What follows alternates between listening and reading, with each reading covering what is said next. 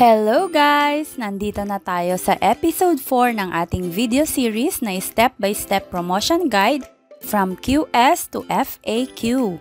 Ngayon naman ay alamin natin kung bakit kailangang i-target natin palagi ang mataas na IPCRF rating. Magbibigay din ako ng mga tips tungkol sa IPCRF. Kaya naman, tara na! Let's go na agad!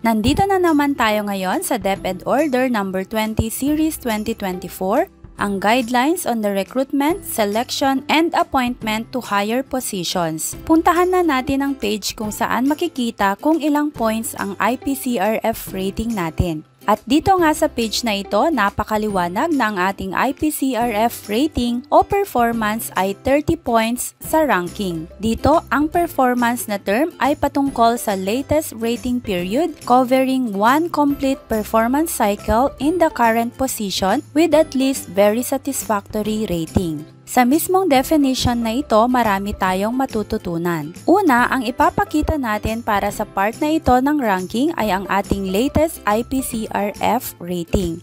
Dapat complete ito from Part 1 to Part 4. Kung school year 2025-2026 ngayon, ang IPCRF natin noong 2024-2025 ang dapat nating ipasa. Ikalawa, dapat ay complete performance cycle ang IPCRF na ipapasa mo. Ibig sabihin, kung teacher 3 ka, dapat from the beginning of the school year ay teacher 3 ka na. Hindi pwedeng kapropromote mo lang ng teacher 3 nung second quarter o di kaya ay third quarter. Kahit teacher 3 na ang nakasulat sa IPCRF mo by the end of the school year, hindi pa rin counted as complete performance cycle kapag ganon. So kung na-promote ka na teacher 3 sa second quarter, yung next na whole performance cycle pa lang ang pwede mong i-present later for your promotion. So hindi ka pa pwedeng magpa-promote kung wala ka pang complete performance cycle na ipapakita sa part na ito.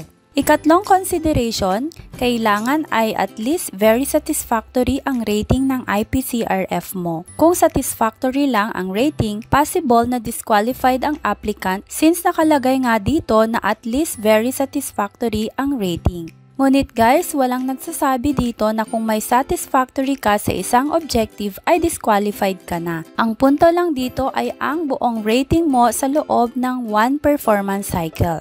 Ngayon naman ay tingnan natin kung ano ang mga importanteng bagay tungkol sa ating performance rating. Dito sa 44, mababasa natin na performance refers to the assessment of how tasks, duties, and responsibilities are carried out or accomplished by the applicant as evidenced by duly signed performance appraisal documents. Very clear po dito na duly signed appraisal document ang IPCRF.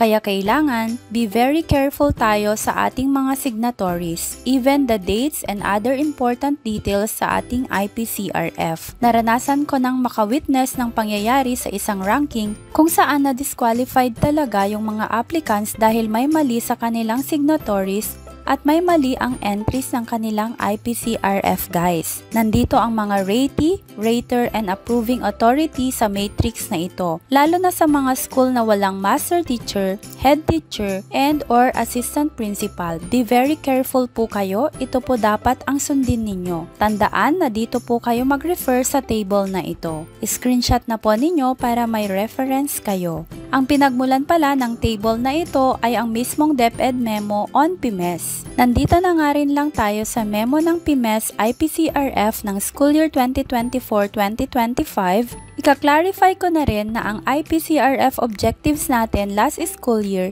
ay hindi sure na kaparehas ng ngayong taong ito. Nakalagay dito na ang PMES memo na ito ay for 2024-2025 lamang. Walang nakalagay na ibang school year. At sa pagkakaalam ko mula nung naging RPMS up to PMES ang ating IPCRF, taon-taon po ay nagbabago ang mga focus objectives natin or indicators. Kaya naman talagang malaking chance na ibang objectives na naman ang mailalagay sa ating IPCRF for this school year 2025-2026. Kaya kung may nagsasabi na may bago na tayong IPCRF, malamang fake news po ang mga yan.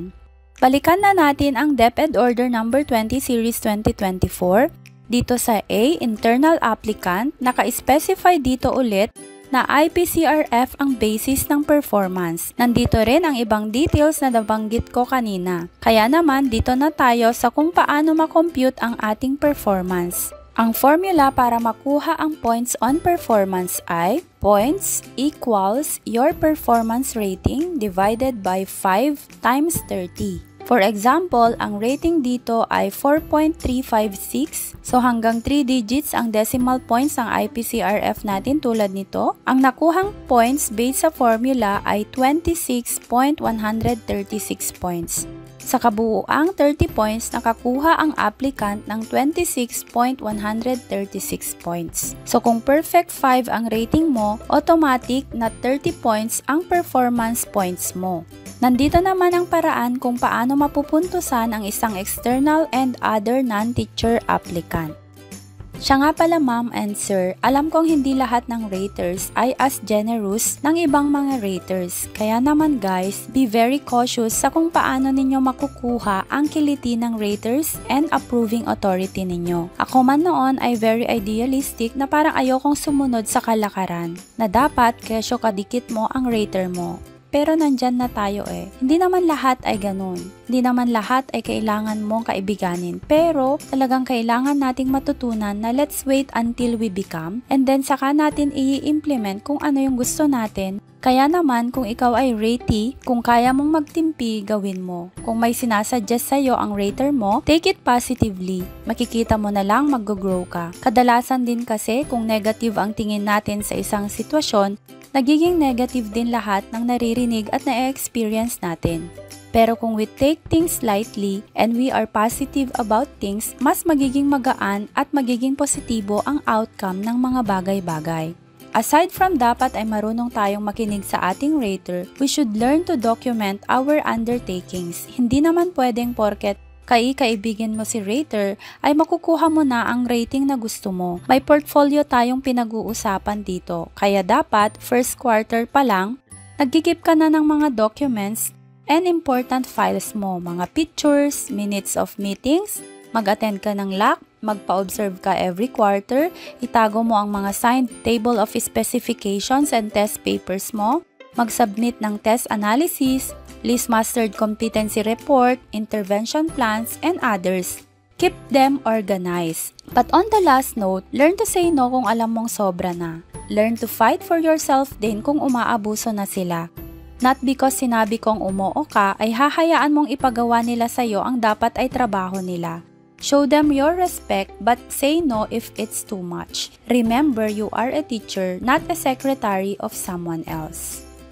So ayun nga, dito na po nagtatapos ang episode 4 tungkol sa performance.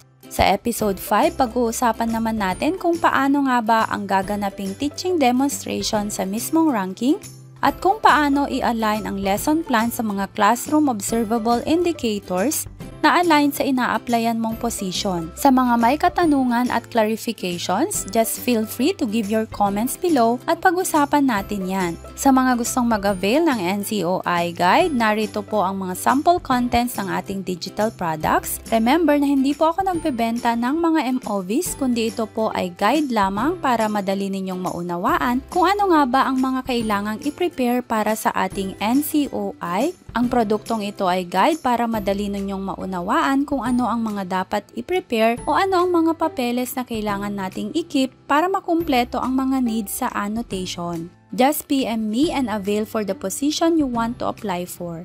Paalam! Happy Teching Day!